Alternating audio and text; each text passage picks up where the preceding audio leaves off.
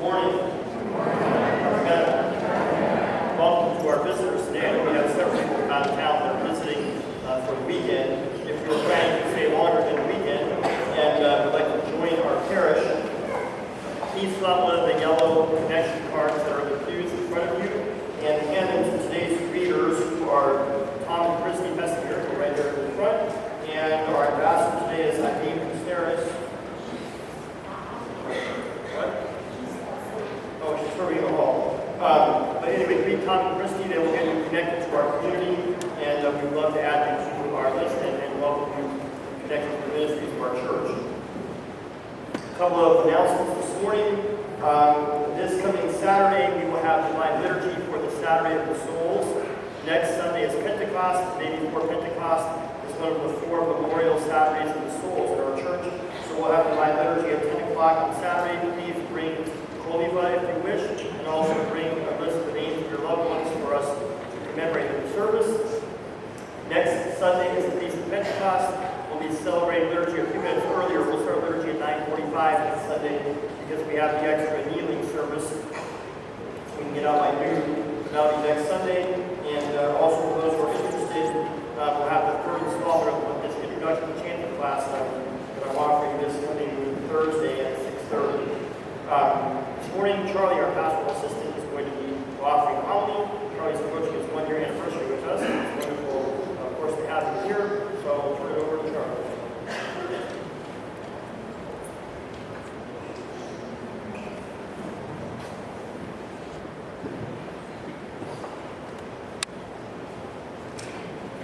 As we've heard in the theology of the church at this time of Ascension, as Christ ascended into heaven, you look back at his apostles and people there below him and said that I'm always with you and no one is against you. So today, as we remember Daniel and Joan and also Athena and Demetrios, remember that they are always with you. And just like Christ is always with us, they are always with us. Thank you all for coming to be with us today. So today I wanted to speak about the Ascension, which we celebrated on Thursday. And I know not everybody will be able to see the icon of the Ascension, so on the front page of the bulletin you will find another icon of the Ascension. So I'm just going to go through those parts of the icon and we'll explain them and we'll see how that relates to our life today. So on the very top of the icon of the Ascension, you will see that Christ is in a bubble and he's being carried by 2 angels, and now he's leaving the earth. He's being carried by 2 angels, and in his right hand he's pointing downward and he's blessing the people that he is leaving. As he is saying, I am with you always. And he's also telling everyone that he is leaving that he's promised sending the Holy Spirit to them, the Comforter, the Spirit of truth, who will guide the church for the rest of time until now, continues to guide the church. So in the one hand, he's blessing them as he is leaving, and in the other hand, he's holding a scroll. And in the scroll represents him as a teacher, represents him sending the gospel, represents him being the gospel, represents him being the good news for all of us. And the Ascension is just kind of a climax, or it's really where we see the earth being united with the heavens. As Christ, who resurrected from the dead 40 days later, went up into the heavens and was carried by the angels, thus really bringing the 2 together. And so to this day, we realize that we are not a 2-story universe where God is up there and we are down here, but that God is here, present with us all the time. And like he said, I am with you always. So below that, there are 4 trees. to the mountain of olives. And those trees are olive trees, just to be representative of the place where he took them.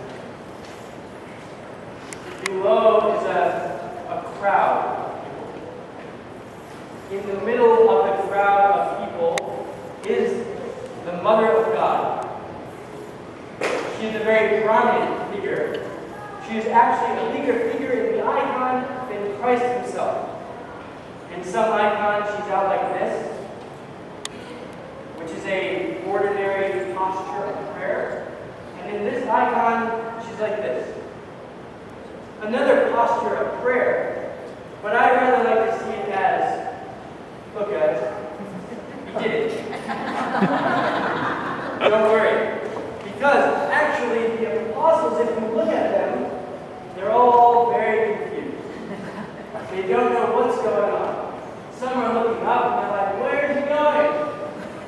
Some are looking at the other one like, what are we supposed to do now? What is this comfort? What is this spirit that's supposed to come to us? He left us for 2 days, then he magically appeared, and now he left again. And now what are we supposed to do? So some of them are completely confused. So they're in the midst of their confusion.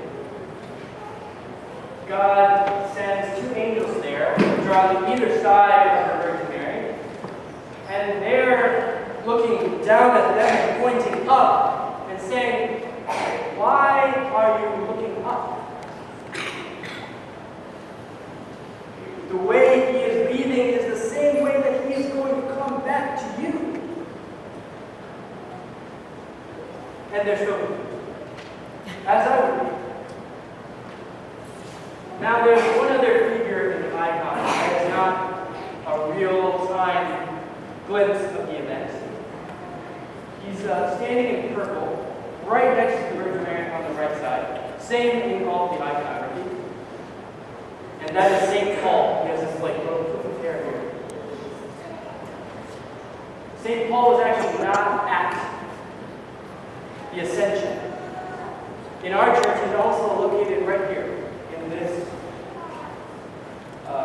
medallion icon. That's St. Paul amidst the 12 apostles.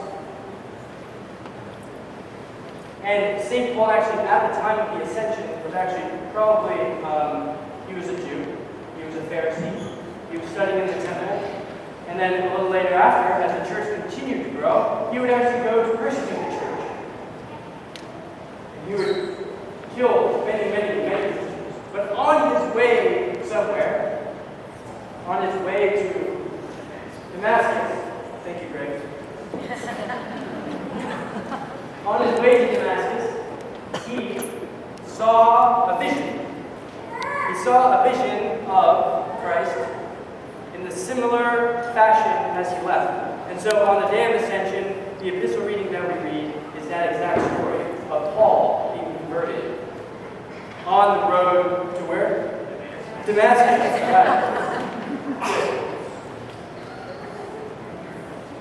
So the bottom half of the group of people there, that represents the church. That represents us. So who are we? There are 3 groups of people. Are we the Theotokos, who says around to everybody around us going crazy, look, Christ's God. He's the main man. He's with us always. He's never going to leave us. Are we the confused disciples who walk with him every step of his way and are still confused and are wondering how he was with us and he left us and he left us again, and how is he with us now? And what is that comforter? Is the comforter even here? Because I don't feel very comfortable in my life. Or are we like St. Paul, who persecutes, but he wasn't there, he didn't walk with Christ all the way, but he had that vision of him, and he still believed, and he became one of the most important apostles of Christ, writing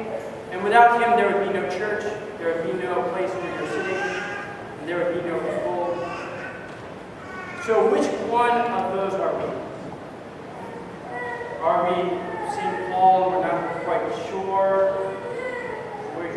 We know that it's Christ. We haven't seen him there. We haven't seen him walking with us. We know he's walking with us, though, and we know that he's with us. We haven't seen it there. Or we like the Virgin Mary, who was there, who saw it, was very faithful in her Son, totally like, it's got it, did it, I did it, you did it, we did it. Or are we like the disciples who are confused and are waiting? The reality is that we could be all three of them, or we could just be one of them. But the one thing that we have to remember from this feast of the Ascension is that same thing which we started with. Christ said, as he was leaving, that he was going to be with us always. And if he is with us, then no one is against us. Now, we know that many people are against us, or many people can be against you individually, or many people can be against me. So how is it that Christ, or how is it that Christ is going to be with us, but yet other people are going to be against us? Well, if other people are against us, it's kind of their thing. It's on them. They're against us. But it's up to us to realize that we have Christ, and that they can be against us all they want. We got Christ, and that's all that matters. So, as you leave today, reflect on the icon of the Ascension, and realize, or ask yourself, who are you in the icon, and who do you want to be? Enjoy the rest of your Memorial Day weekend, and thank you for worshiping with us today.